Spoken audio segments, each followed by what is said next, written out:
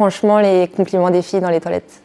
Les compliments, les histoires, entre filles, la queue des toilettes, c'est folklorique, mais c'est que des moments de tendresse, d'humour, et les filles sont adorables. On est adorables entre nous, surtout en soirée. Salut, je m'appelle Alexia et j'habite à Paris. C'était il y a 4 ans. À la base, je sortais pas du tout dans ce genre de soirée, mais c'est une copine, Léa, qui m'a emmenée. Première soirée, c'était une plein air, c'était Possession. Et c'était la première fois que j'écoutais de la musique électronique et de la techno. Et je me suis dit, waouh, je pensais détester ça. Et en fait, c'était une soirée incroyable. J'ai dansé toute la nuit, jusqu'à 7 heures, alors que d'habitude, jamais.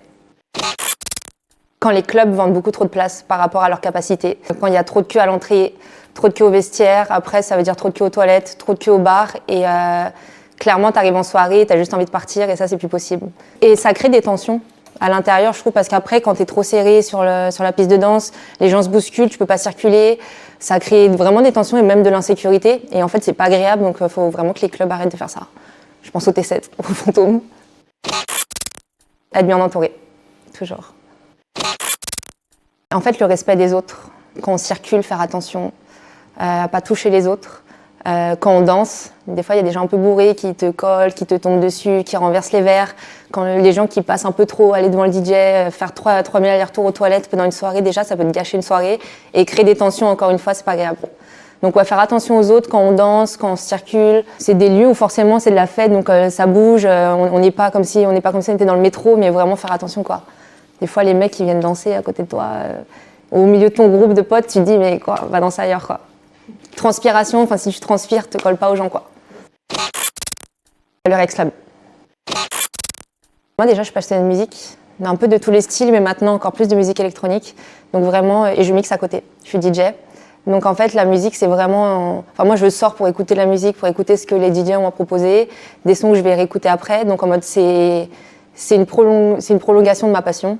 Et je passe des moments avec mes amis, on partage la musique, on partage la danse, on passe vraiment des bonnes soirées. Donc c'est, enfin, un moment, le week-end, la sortie du week-end, pour moi, c'est un moment assez important et que des moments de bonheur. Je découvre d'autres styles. À la base, j'ai commencé par la techno, mais maintenant, je m'intéresse aussi à la house, l'afro house. J'aime un peu beaucoup de styles, même la trance. En fait, je découvre et j'aime bien Paris parce qu'en fait, chaque week-end, tu peux avoir une multitude de styles différents et t'évolues dans tes goûts. À rien, à la musique. Je me perds dans la musique. Franchement, les compliments des filles dans les toilettes. Les compliments, les histoires, entre filles, la queue des toilettes, c'est folklorique, mais c'est que des moments de tendresse, d'humour, et les filles sont adorables. On est adorables entre nous, surtout en soirée. Girls Power. Mais tu les reparles jamais, mais tu la vois 3 ans après, elle a déménagé, tu dis bah, trop contente pour elle.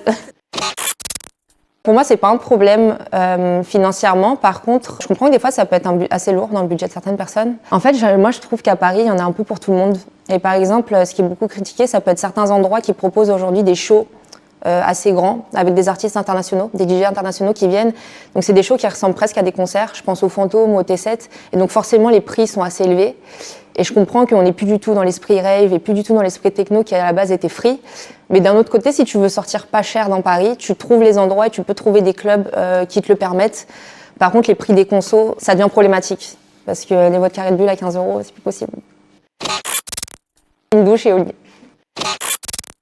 Je l'ai très peu fait. J'ai beaucoup d'amis qui le font. Et quand on sort, tout le monde n'est pas obligé de boire. Et on peut sortir, aller écouter justement de la musique. Et de développer cette passion de la musique, ça permet de venir pour écouter un artiste et pas forcément pour boire ou consommer. Et se détacher un peu du bar, du fumoir et tout. Et vraiment de sortir juste pour la musique. Et je trouve ça très important. Et j'encourage les gens à le faire. Je trouve que c'est pas mal parce que maintenant en soirée... alors moi, j'essaie de pas sortir dans ces endroits-là. Mais maintenant, avec TikTok, avec les réseaux... Tu vas avoir un DJ et puis c'est que des téléphones, c'est que pour faire des TikTok et ça peut être un peu problématique des fois, on voit rien. Je pense qu'il y a clairement un nouveau public. D'un côté, la techno par exemple, ça s'est tellement démocratisé que forcément il y a un nouveau public.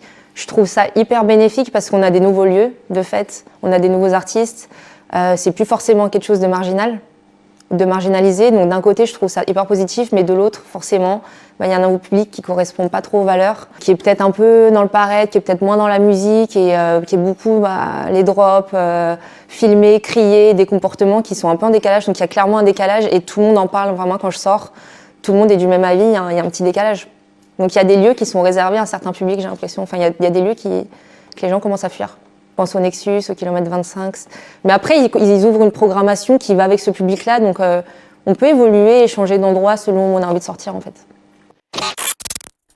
Je trouve que la sécurité est toujours présente en festival ou en club, mais elle est très dans la fouille ou vérifier que forcément il n'y ait pas de bagarre ou que les gens ne consomment pas de drogue, ce qui est important, nécessaire. Mais par contre, quand il y a des incidents, et j'en ai été témoin, de style vol, agression, ils sont moins présents. Donc peut-être un peu moins de répression et un peu plus de réactivité quand il y a des problèmes. En tant que femme, parfois on vit des agressions, on peut vivre du harcèlement, on peut vivre des gros lourds ou des situations qui peuvent être gênantes. Ou par exemple, moi je me suis déjà fait voler mon téléphone.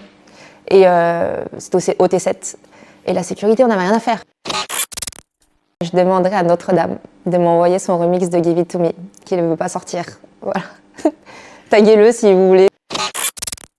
Je choisirais Cercle pour leur prochaine à Paris. Je ne sais pas si c'est encore sorti, parce que c'est très dur d'avoir des places. À chaque fois, je loupe et je voulais vraiment le faire. Donc voilà, Cercle Festival. Euphoria de Inéléa. Tellement d'années avec vos amis, genre...